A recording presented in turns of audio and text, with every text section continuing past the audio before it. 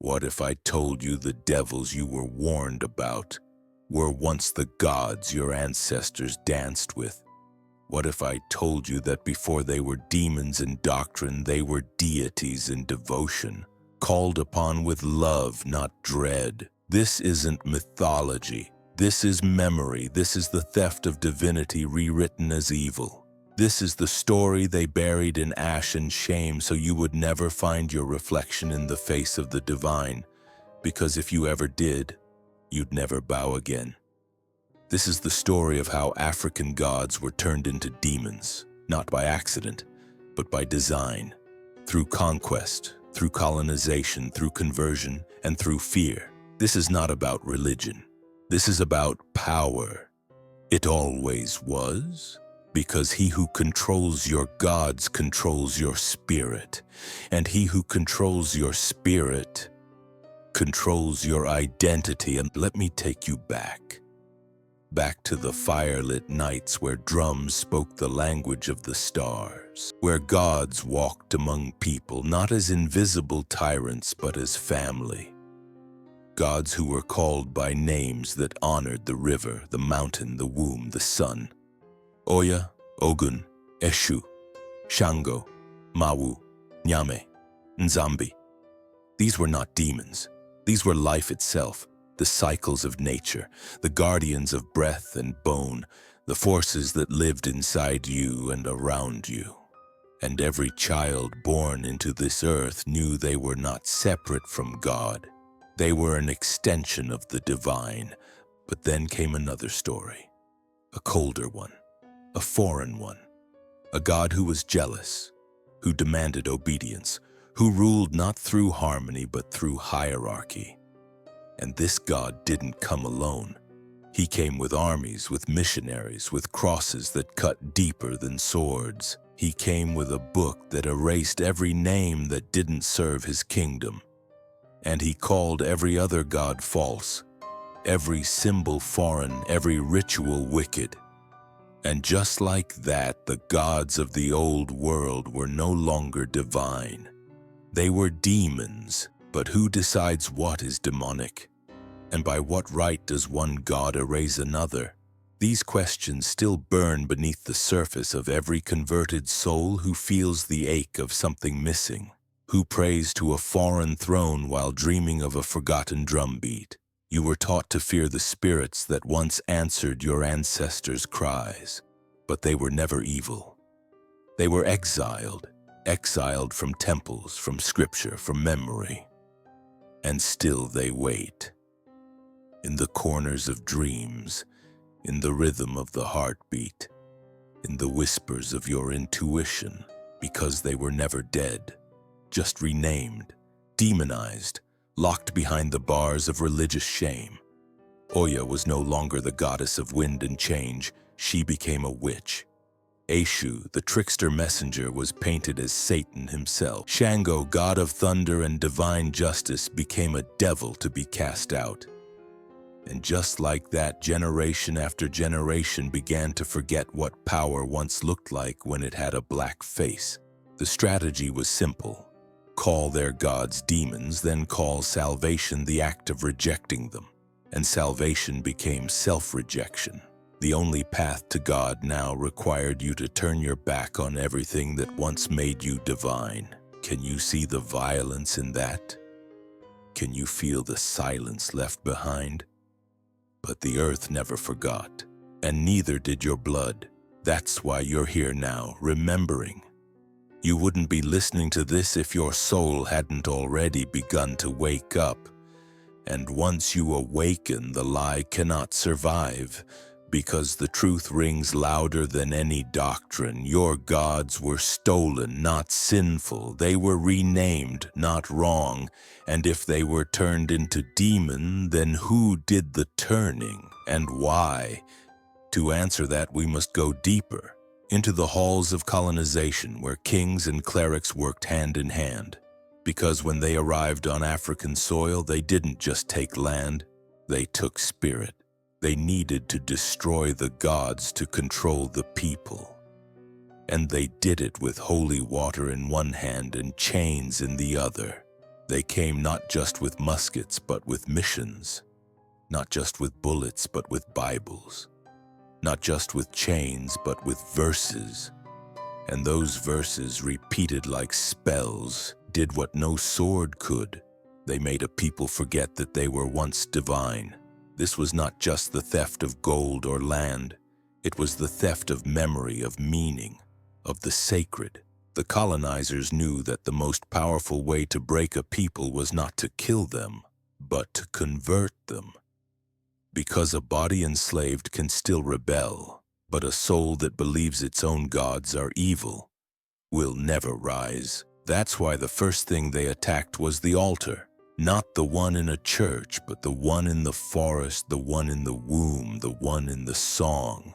They made sacred dances illegal. They outlawed drumming. They burned the masks. They shamed the ceremonies. They tore down the shrines and built chapels over the ruins and called it salvation. The missionaries were soldiers too, just dressed in white robes instead of red coats. They pointed to statues of pale saints and said, "This is holy." They pointed to carved wood of the ancestors and said, "This is demonic." And with every child baptized into a new name, a chapter of the old story closed. The people began to doubt the gods that had fed them for generations. The ones who guarded the village, healed the sick, brought rain, delivered visions. Now they were told those gods were nothing but lies. And when lies are told with the authority of heaven, even truth starts to tremble. The gods of thunder were now devils. The goddesses of birth were now seductresses of sin. The spirits that danced through fire were now flames of eternal punishment. It was not theology. It was terrorism of the soul. And yet it was dressed in robes and hymns and smiling missionaries promising the light. But the light they offered had a cost. Your ancestors, your rituals, your language, your name. And when you give those up, you don't just lose culture. You lose your compass, your grounding, your sense of where you came from. You begin to walk towards someone else's heaven while forgetting how to live on your own land.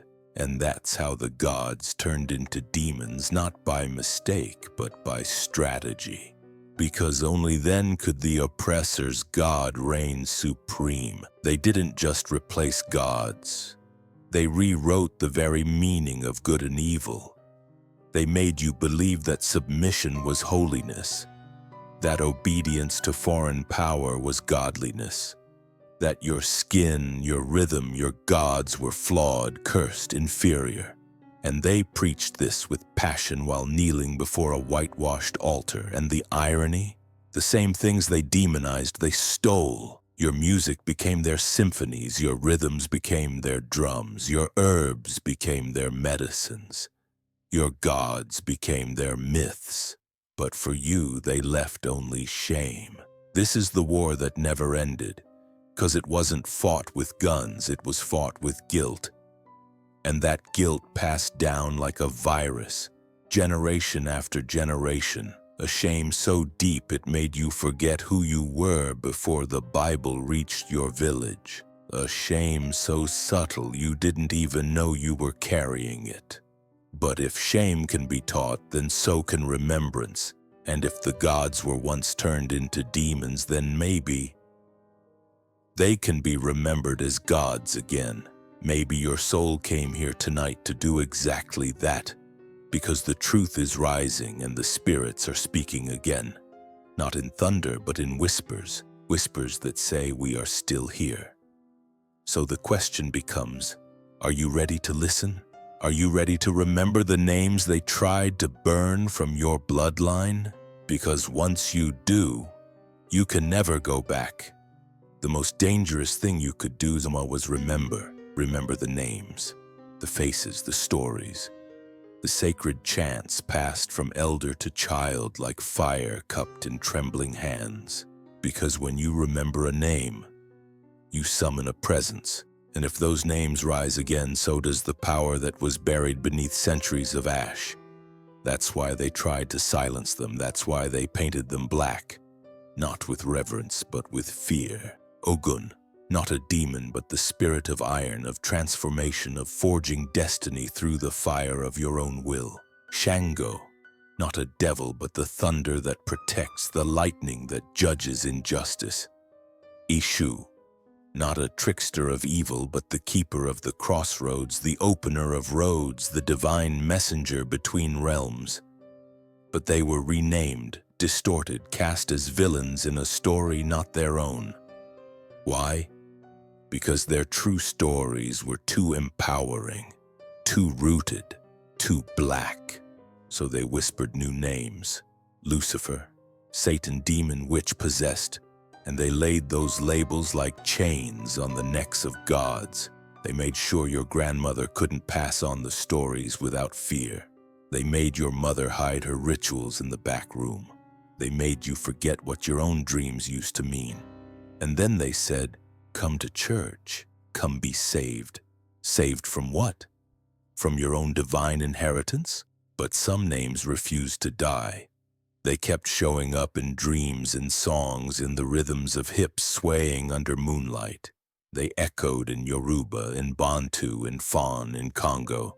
They found refuge in Cuba, in Brazil, in Haiti, in Louisiana. Because even when memory is outlawed, vibration survives. And a name is not just a word. It's a key, a portal, a prayer. Say it loud enough and the ancestors walk through. And that's what scared them. That's what the priests and the colonizers could never fully kill, the echo. So they did what cowards do when they fear what they can't destroy. They demonized it. They taught you to fear what your own DNA still remembers. They put angels in white and called everything dark a threat. But tell me, what color is the soil that births all life? What color is the night sky where stars are born? What color is your skin when you close your eyes and pray? The demonization of African gods was never about theology. It was about supremacy. It was about replacing a pantheon that reflected your image with one that erased it. And that replacement wasn't just in scripture, it was psychological warfare.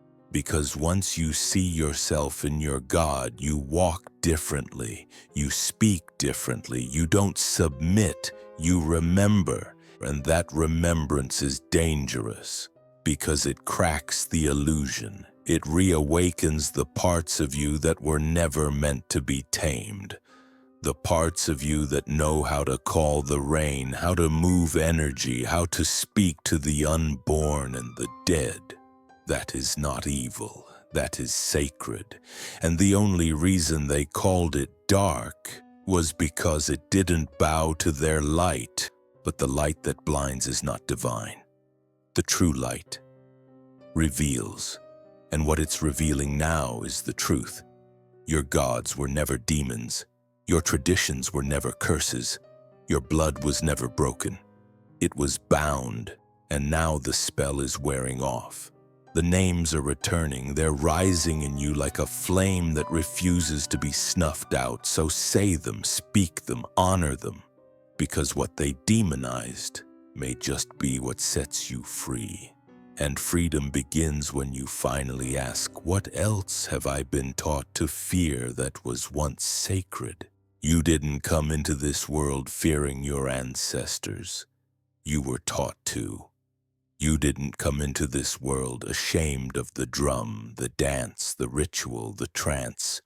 You were conditioned to turn away because fear is a tool, a leash, a muzzle.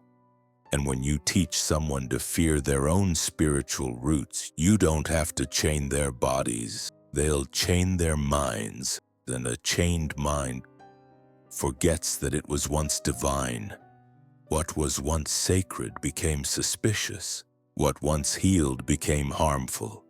The soil, the river, the rhythm, the body, all labeled primitive, pagan, possessed. They rewrote the rules of holiness so that nothing that looked like you could be called holy. And here's the most twisted part. They didn't just make you fear your gods. They made you believe that to love their god, you had to reject everything that came from your own blood. The language, the names, the offerings, the visions, the medicine, the dreams. They turned reverence into rebellion and obedience into survival. So now generations kneel, not in honor but in fear, afraid that if they speak to their grandmother's gods, they'll be cursed. Afraid that if they pour water on the altar, they'll be judged. Afraid that if they hear a voice in the wind, they're being tempted by demons. But what if the wind is calling you home? What if the altar is a doorway to remembrance? What if the curse was never on you, but on the lie you were told? Because what is more dangerous? A people who chant the names of their ancestors in the dark, or a people who forget who they are in the light? They called your power evil, so they could replace it with obedience. They called your visions hallucination, so they could sell you faith in a language that doesn't touch your soul. And now, many walk through life spiritually starved, trying to find God in a foreign book, while ignoring the one who speaks through their dreams. But the dream is coming back. The memory is stirring, the fear is starting to crack under the weight of curiosity. Because when you start asking questions, when you start noticing how everything from your past was called dangerous, you start wondering, what were they so afraid you'd remember? Because here's what they never wanted you to know. The gods they turned into demons were never meant to be controlled. They couldn't be caged in temples. They didn't need offerings of gold. They lived in you. And that made them dangerous, because a people who know that God walks with them will never kneel to an empire. That's why they buried the truth under doctrine. That's why they crucified the old stories and resurrected only the ones that served them. But no story stays buried forever, and no fire can be extinguished if it lives in the bone. You feel it, don't you? That flicker, that ache, that knowing, the sense that you were never meant to pray in shame, but to speak in power. So let the fear burn. Let it collapse like the false altar it is, because beneath it, the sacred is waiting, and it has your name on its tongue. What happens when the gods you were taught to fear start whispering your name in the silence? Not with thunder, but with recognition. Not with threat, but with memory. Because the sacred never forgot you, only waited for you to unlearn the lie that said you were separate, that said you were sinful for remembering, that said to look up to heaven but never inward to your soul. They told you God was in the sky, but your ancestors knew better. They knew God was in the soil, in the flame, in the bloodline, in the mirror. They knew that to look at yourself was to look at God directly, and that terrified those who came to control you. Because when the divine wears your face, no one can convince you to hate your reflection.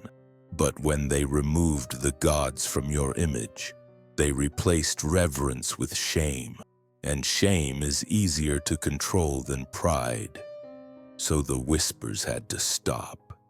The shrines had to burn. The grandmothers had to go quiet. And the spirits that once danced freely were chained in words like sorcery and witchcraft, evil.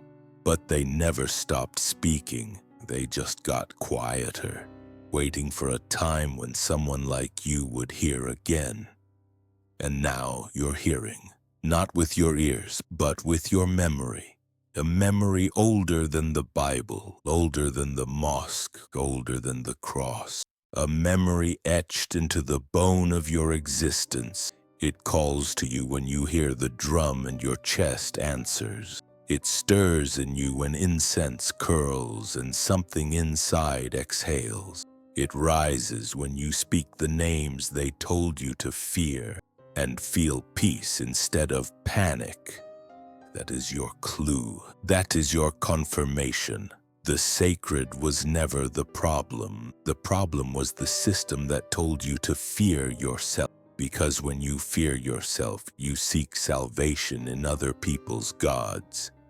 You kneel at altars that were never built for your spirit. You pray in tongues that silence your truth. You doubt your visions. You disown your own power. And now, after all this time, the sacred speaks your name again and asks you, are you ready to come back? Come back to the gods that walk with bare feet, to the prayers sung in your grandmother's kitchen, to the stories whispered under breath because they were too powerful to say aloud. Come back to the spirits that live in the wind, in the water, in the rhythm of your own pulse. Come back to the sacred that lives in your body, because they didn't just demonize the gods. They demonized your skin, your voice, your hips, your joy, your rage, your freedom. But you were never the demon. You were the fire they couldn't control. And now that fire is rising, and now you remember that the sacred doesn't demand your fear. It asks for your presence. It invites you home, to sit in the center of your own power, to hear your name called by the gods they tried to erase. And when you answer that call, nothing will ever own you again. They tried to smother it with doctrine, with dogma, with discipline.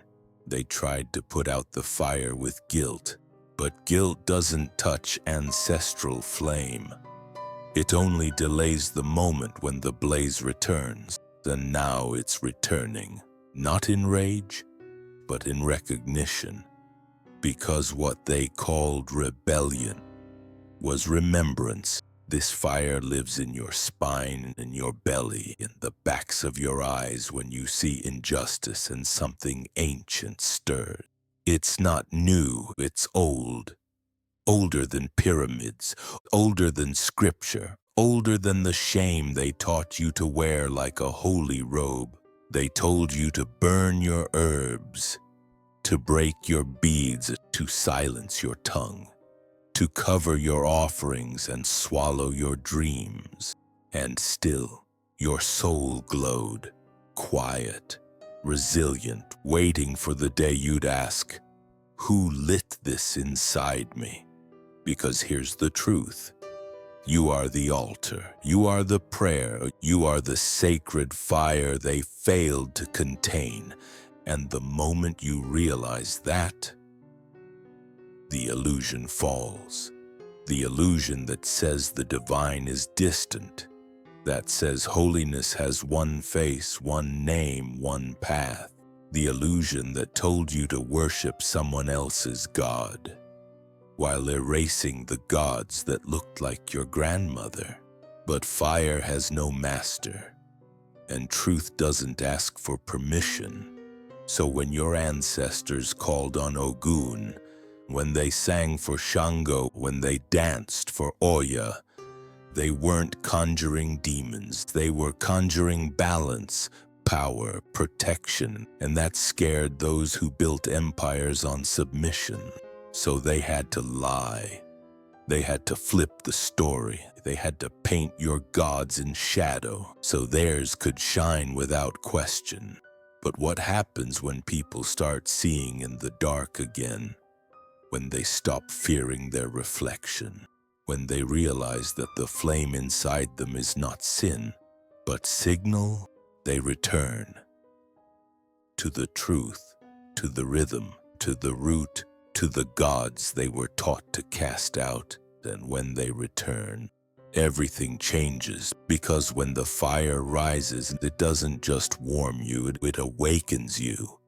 It consumes the lies and leaves you standing bare, burning, sovereign, no longer seeking salvation, because you realize you never needed saving.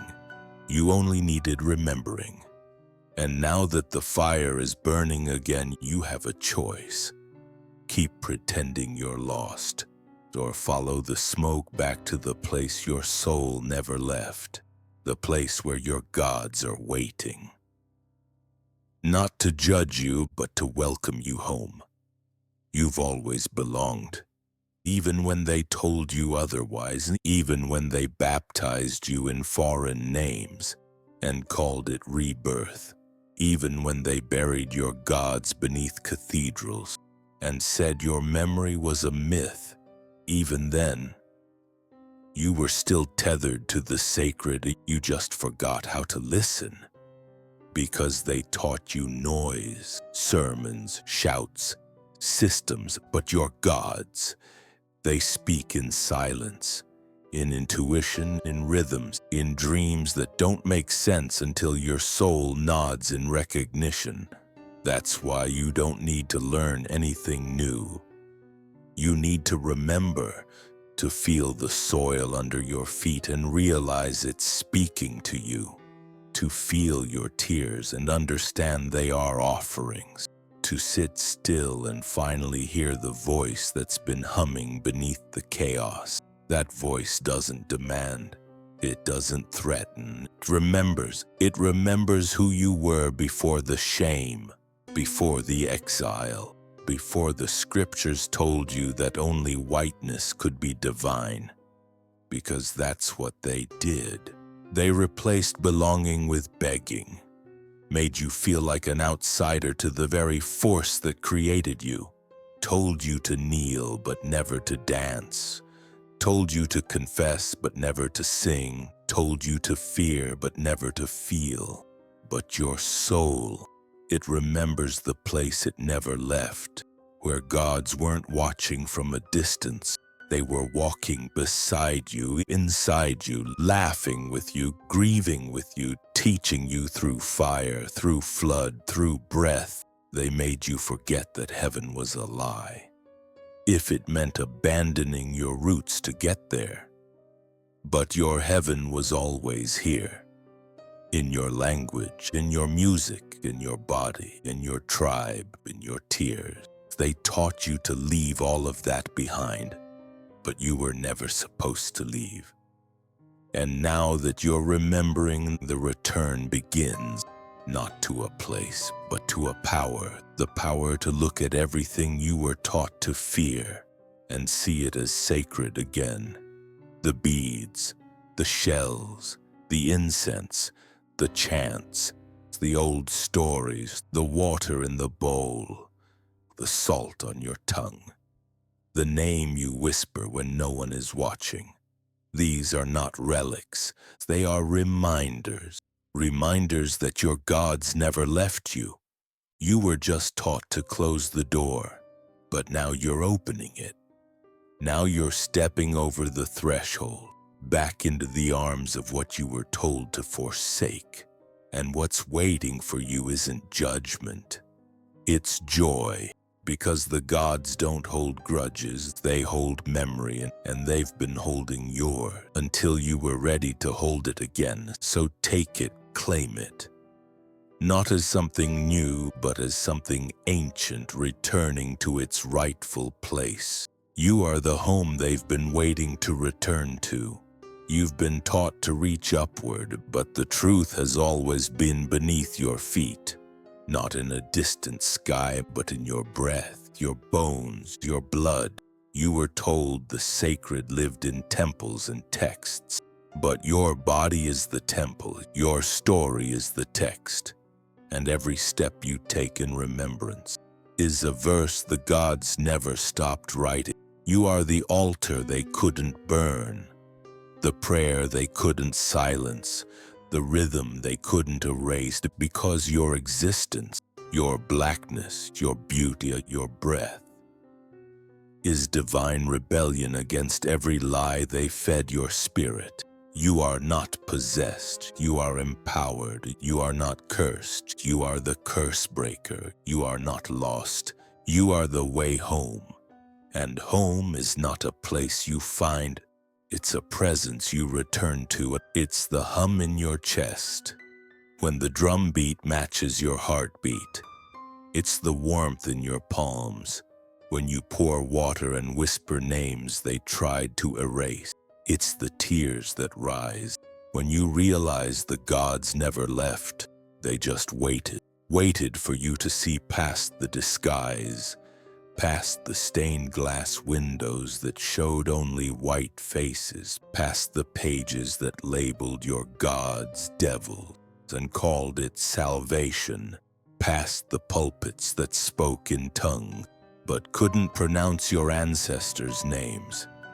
You are the one they feared would wake up, not because of your anger, but because of your knowing that God is not limited to one name.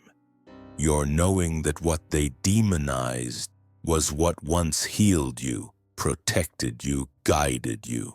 Your knowing that you were never meant to fear the divine, but to embody it. Because when you walk in remembrance, you become dangerous to every system built on your forgetting.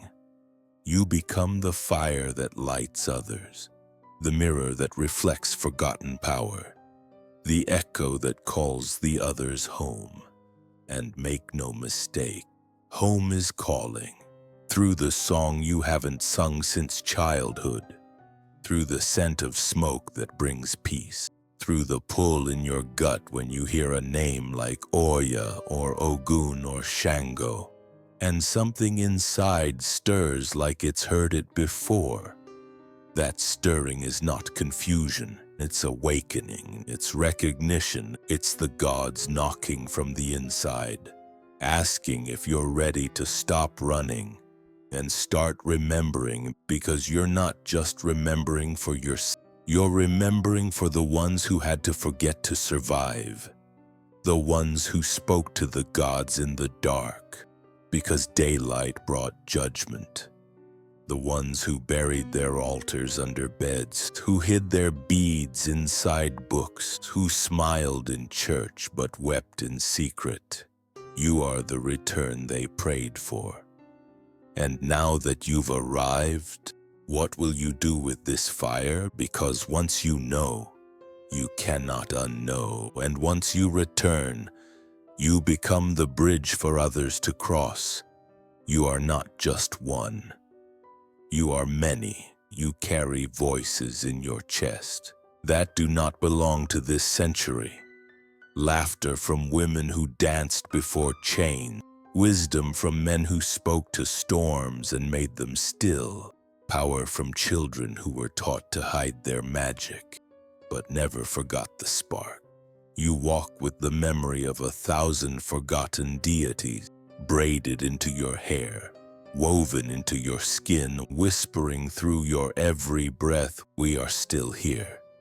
You are the bridge, the one who remembers forward, who looks back not with shame, but with invitation, who sees the broken altars and decides to rebuild, who hears the names buried in ash and chooses to speak them again, not with fear, but with reverence, because when you say their names, they return. When you light the candle, they gather. When you pour the water, they answer. And when you finally stop apologizing for being divine, they rise in you.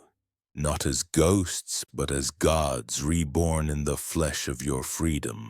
You are not worshiping something outside yourself. You are remembering the part of yourself that never needed approval, never needed permission, never needed to be rewritten in another language, to be worthy of reverence. Your walk becomes ritual, your words become offering, your existence becomes sacred ground. And that's what they fear.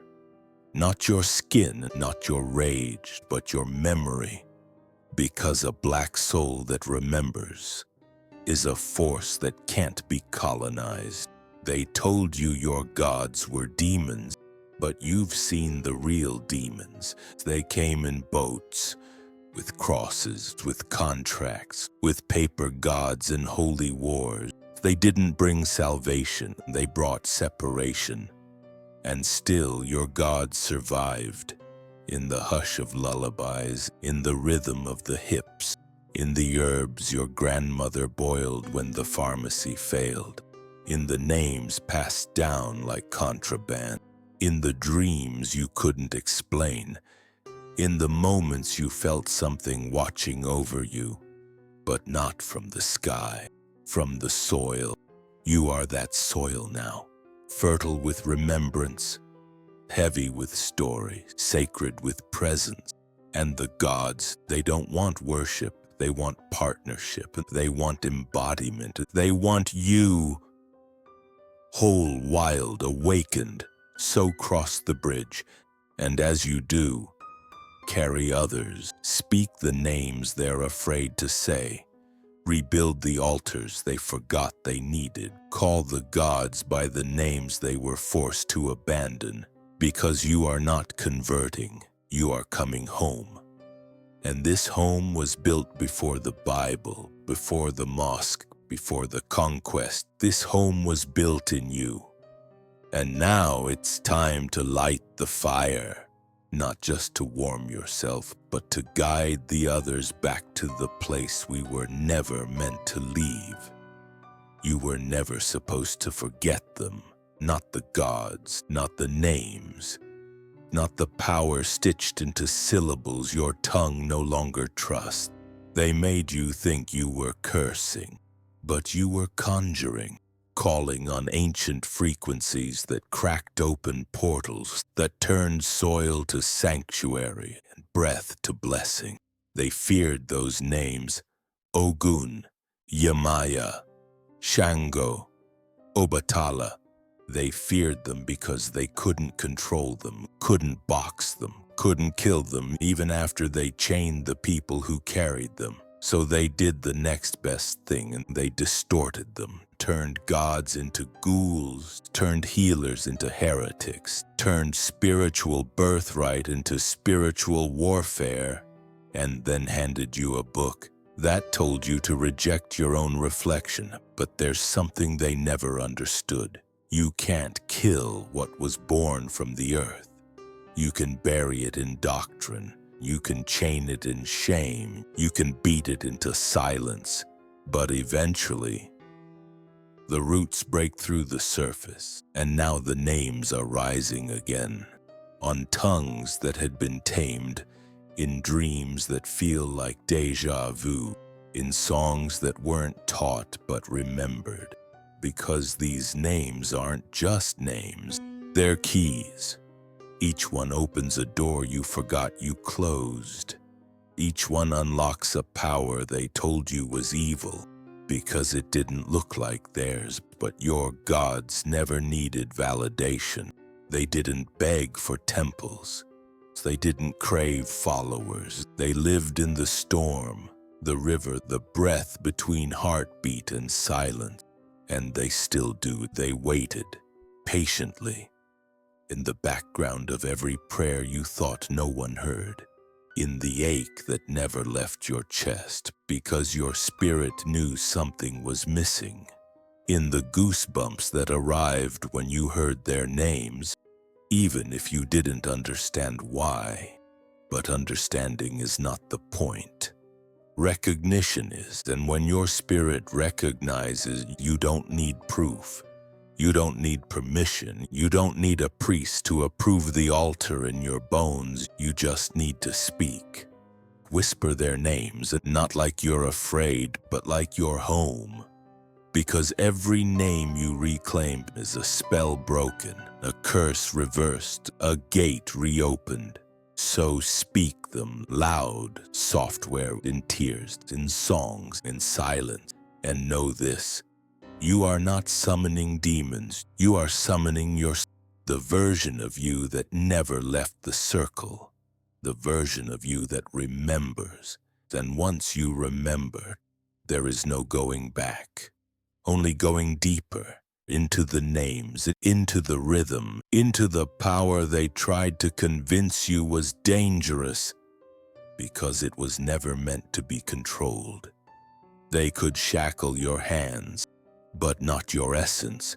They could burn your temples, but not your rhythm. They could ban your God, but not your knowing, because power like yours is not taught. It is remembered, and that terrified them. Not your skin, not your drums, but your ability to rise again and again. From ashes they thought would bury you. Your ability to pray with your body, to speak in movement, to prophesy and dance, to channel storms through your voice, and ancestors through your breath, and they couldn't translate that, so they labeled it evil, demonic, dark. But darkness has always been the place where seeds grow, where stars are born, where gods whisper. They wanted a God that obeyed, not one that danced. They wanted a God that judged, not one that laughed. They wanted a God that reigned from above, not one that walked barefoot through mud with his people. So they tried to silence yours and rewrite the script.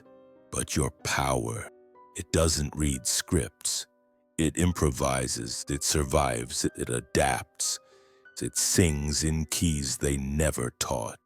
And now the song is returning, the harmony that comes when your spine straightens without effort, when your feet find the rhythm of the ground without a metronome, the moment you realize that the power you were taught to fear was your birthright, not the power to dominate, but to channel, to listen, to feel deeply and act precisely, and to be guided by winds they can't predict and by ancestors they refuse to name.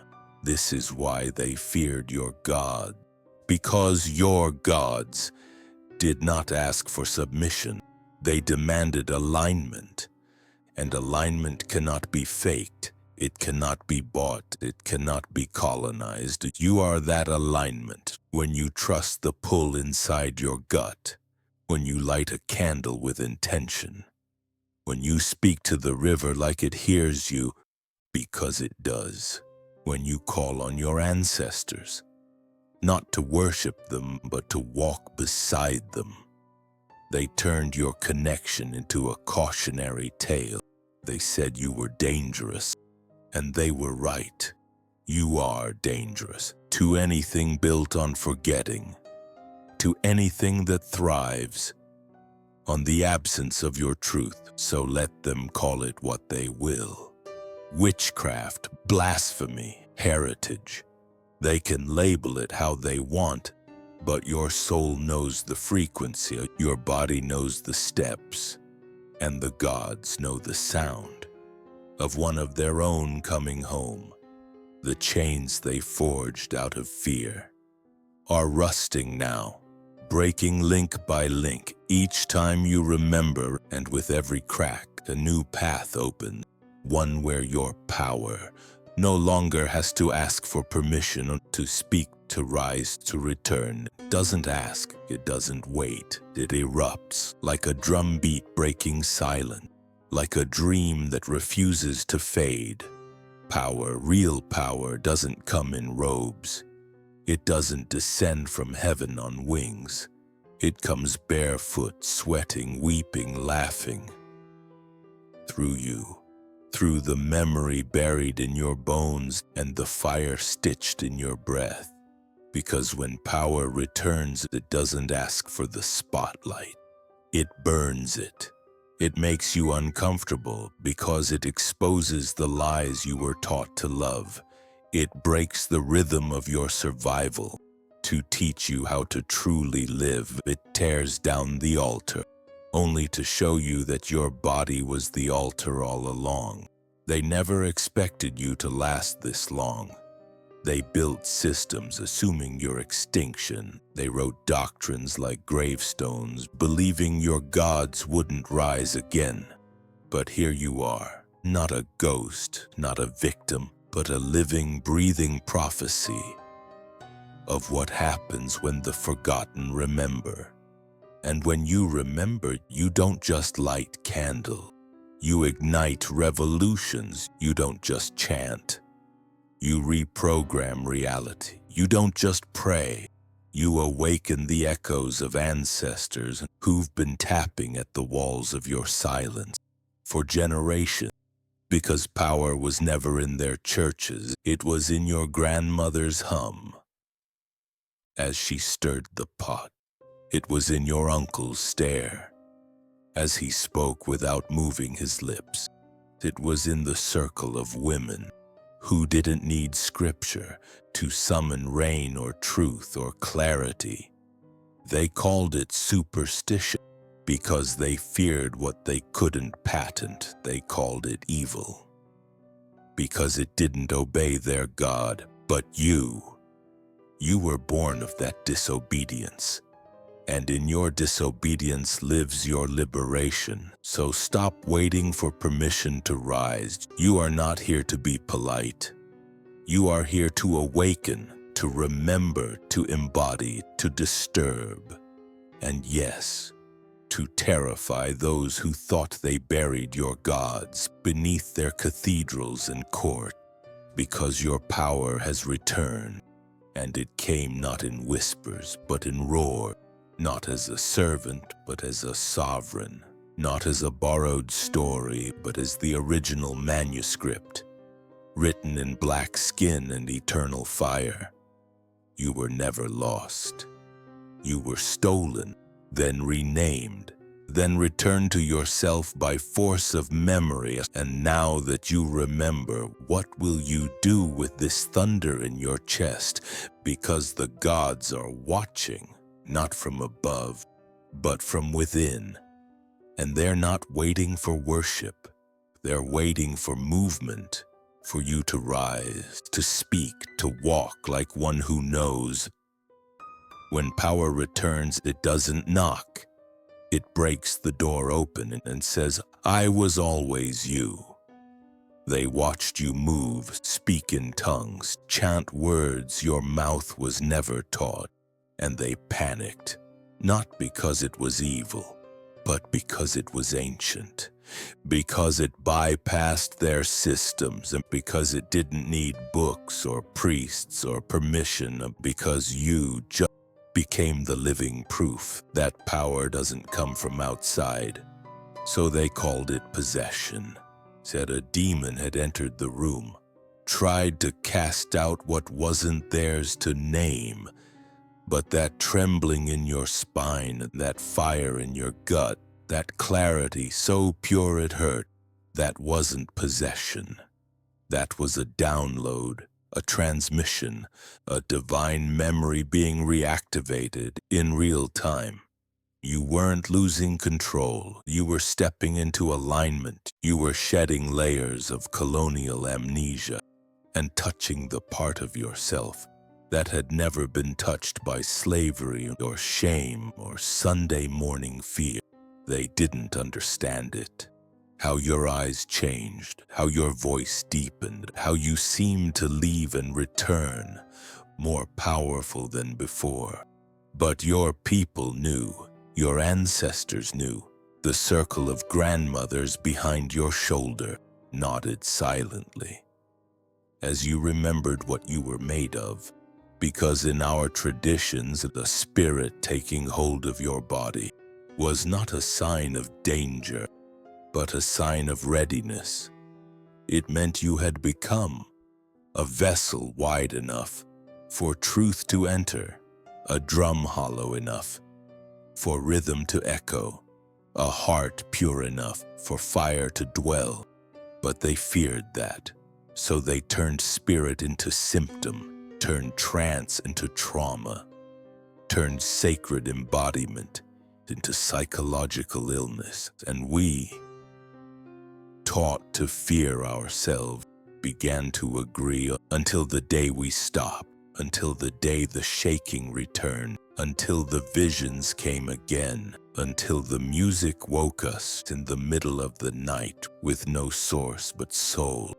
And now we are remembering not how to be possessed, but how to be present, fully, unapologetically, spirit in skin, breath in bone, gods in motion, because what they called madness was your medicine. What they called heresy was your heritage. What they called demonic was divine intervention. So don't flinch when the spirit moves through you. Don't hide. When the old language slips from your mouth, don't apologize. When the ancestors speak with your tongue, you are not broken, you are bilingual. One language for the world you walk in and one for the realm you were born from. Let them misunderstand, let them call it what they will, because you know, deep down in your marrow, this is not possession, this is power, this is presence, this is remembering who you've always been. Beneath the lies they sold you as truth, they told you to look in the mirror and see a threat, to see sin in your smile, witchcraft in your walk, danger in your dreams. They trained your reflection to accuse you, to say you are the curse. But what if I told you? The demons were never yours. What if I told you that what they labeled demonic was simply unfamiliar to them? That your gods danced too wild, spoke too free, and loved too loud to be tamed by their theology. So they did what all empires do. They demonized what they couldn't dominate. They took your gods, your ancestors, your sacred rituals, and repackaged them as enemies. They took Ogun, the warrior who fought for justice, and made him a devil. They took Oya, the mother of storms and transitions, and made her a threat. They took every being that protected you and told you to fear them. But here's the truth. The demons were projections, reflections of their own violence, their own greed, their own fear of anything they couldn't enslave or explain. So when they saw you call on thunder, they heard rebellion. When they saw you heal with herbs, they saw defiance. When they saw your body move with spirit, they called it possession. But all along you were just remembering, returning, reuniting with power that predates their God. And the scariest part, they knew. They knew your magic worked.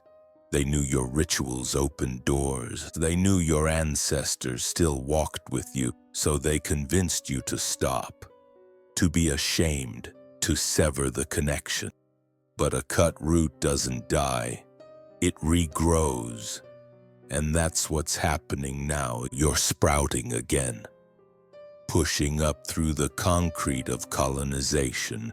You are remembering what was buried, and the spirits are rejoicing, because the demons they warned you about only came when you abandoned when you accepted their version of salvation at the cost of your identity, when you burned your own history to fit inside their heaven, but you can't carry your ancestors into a space built to exclude them. You can't be whole in a story that casts your origin as evil. So rewrite it, reclaim it, resurrect the gods they told you to destroy, and realize you were never the danger, you were the remedy. You were the one who kept the flame lit, while they tried to smother it with shame. Let them keep their demons. You have ancestors, you have gods, you have a lineage of light that walks through shadow without flinching. And the day you realize that is the day you stop fearing your own reflection and start honoring the fire behind your eyes. They tried to turn your flame into a flicker, tried to tame the roar in your breath, the heat in your words, the pulse in your step, tried to shrink your spirit into a shape that wouldn't make noise in their quiet, obedient world. But your blood always knew the truth. It was forged in fire, and fire doesn't ask permission to burn. They told you to dim, to hush, to kneel, to become something holy. As if holiness had no color, as if the divine didn't speak with an accent like yours, or move with hips that knew rhythm before language. But that fire is your inheritance, passed from gods whose names were buried under cathedrals, burned in colonizer scripts and whispered in back rooms, because speaking them aloud could ignite revolutions. You were born of those revolutions, even if they never taught you the stories, even if they made your ancestors the villains in someone else's gospel. Still, the flame remains. The stories are waking up in your DNA. And every time you speak truth with trembling lips, you fan the coal. Every time you say the names they told you to forget, you feed the blaze. They made you believe that to be spiritual meant to be silent. But your spirituality was always loud, and it was drums, it was thunder, it was ceremony and chaos and clarity, and it was heat. So stop apologizing for the intensity, and it's not aggression. It's alignment. It's not rage dash. It's remembrance. You're not too much. You are returning to scale. Let your fire speak. Let it dance in your movements, in your rituals, in your love. Let it burn the lies that made you question your worth. Let it blaze a trail through every doctrine that demanded your submission in exchange for survival. Because your survival was never the goal. Your liberation is, and liberation doesn't come quietly. It comes with flame, with ancestors drumming through your heartbeat, with deities rising in your sleep to remind you you were never meant to be manageable. This fire in you is not rebellion, it's prophecy, it's legacy, it's the echo of every god they turned into a monster because they couldn't match the light. You don't owe them smallness, you don't owe them shame. You owe your ancestors one thing: to burn, bright, unapologetic, whole, because the fire in your blood was never meant to be tamed. It was meant to set the world on fire with the truth they buried beneath the names you are now brave enough to speak.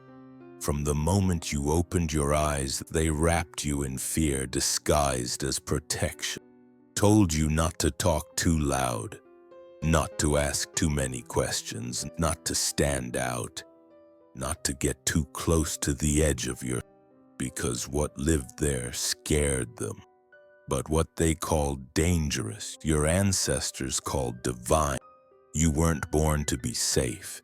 You were born to be sacred, to carry the wild beauty of God. They tried to domesticate, to be a walking temple where spirit and flesh dance without shame, to walk the earth like the altar it is. They gave you religions that asked you to shrink, to confess, to bleed guilt in exchange for grace. But your soul never resonated with guilt. It resonated with glory, with memory, with magic that didn't beg but commanded. And every time you silenced yourself to fit inside their holiness, a part of your godhood went dim. But dim doesn't mean dead, it means dormant, waiting for the moment you dare to reclaim the sacredness of your own breath, of your own name, of your own ancestor. Not the ones they approved, but the ones who moved mountains before Bibles ever existed. You weren't meant to follow blindly. You were meant to see, to pierce through illusion, to speak with fire and water at the same time, to be the paradox they could never pin down, and that's why they feared you. Not because you were cursed, but because you were blessed with a truth that couldn't be colonized. Safety in their world meant silence. It meant forgetting. It meant trading your divinity for acceptance in systems designed to erase you, but your soul remembered every time you cried without knowing why. Every time you felt something ancient stir in your bones, you were remembering that safety was never your purpose. You are sacred. You are storm and stillness, ritual and revolution, bloodline and blueprint. You carry the keys to doors they told you didn't exist. And now, those doors are opening, not because they said you could, but because you finally stopped asking. You stopped shrinking. You stopped playing safe. In a world that was never safe for your spirit, you are not here to behave.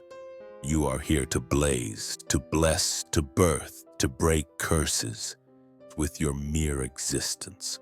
Because sacredness is not quiet, it's not soft, it's not always gentle. Sometimes it is a scream. Sometimes it is a war cry. Sometimes it is you dash, standing in your full power, while the world trembles at the sight of your return. So let them talk, let them tremble, let them misunderstand, because you weren't born for their comfort, you were born for your calling.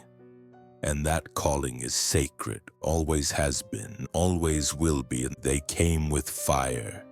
Not the sacred kind, but the kind that destroys, burned your temples, your altars, and your sacred groves, claimed they were cleansing evil. But the only thing they feared was your connection, raw, untamed, and older than their world. They raised your shrines, then built churches over the ashes, but brick and mortar can't contain gods made of thunder. And stone crosses can't silence spirits who still move through your veins, because every temple they burned still lives in you.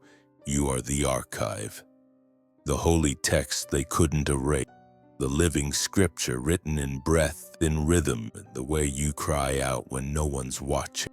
They thought if they killed the symbols, they could kill the story, but your story was never in the symbol. It was in your soul. When they toppled your gods, they thought they ended your magic, but they only scattered it into your laughter, into your hands, into the dreams that haunt your sleep, with names you've never heard, but somehow still know. They thought they could make you forget, but forgetting isn't the same as erasing. And now your remembering has begun. Each time you light a candle without knowing why. Each time your hips sway to rhythms you never learned. Each time your child looks at you with eyes that seem to hold generations of knowing. The temple is rebuilding, not with stone, but with presence. Not with priests, but with power. Not in a single place, but in every breath you take. That honors what came before. They burned what you could see, because they could never touch what lives beneath.